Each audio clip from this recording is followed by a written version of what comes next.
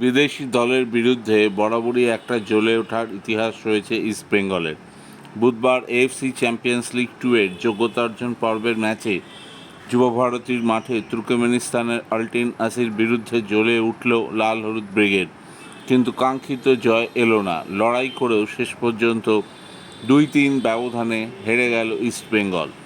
প্রথমে লিড নিয়েছিল ইস্টবেঙ্গল ডেভিডের গোলে, কিন্তু এরপর সমতা ফিরিয়ে আনে আল্টিন আসির।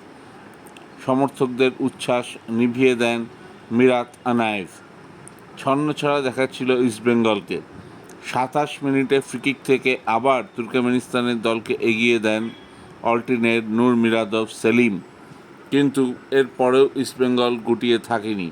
দুর্দান্ত গোল করেন ক্রেসপো, কিন্তু এরপর আবার একটি গোল করে দেয় তুর্কমেনিস্তানের দলটি। শেষ পর্যন্ত 3-2 গোলে হেরে গেলেও দুর্দান্ত লড়াই চালায় ইস্টবেঙ্গল। পরের দিকে ক্লেটন সিলভা, দিমিত্রি দিমিয়ান্তেকস, বিষ্ণু প্রত্যেককে নামিয়ে দেন কার্লোস কোয়াদ্রাত। অসাধারণ ফুটবল খেলেছেন ইস্টবেঙ্গলের লেফট ব্যাক মার্ক জোথান পুইয়া। এই ছেলেটি যে লম্বা রেসের ঘোড়া আগেই বোঝা গিয়েছিল, আজ আবার বোঝা গেল। যাই হোক, এই ম্যাচ হেরে যাওয়ার ফলে এবার এএফসি চ্যালেঞ্জ লিগ খেলবে ইস্টবেঙ্গল। হিজাজিও ভালো খেলেছেন, তবে তাকে সম্পূর্ণ ফিট মনে হয়নি, একটি স্ক্র্যাপ পরে খেলছিলেন পায়ে।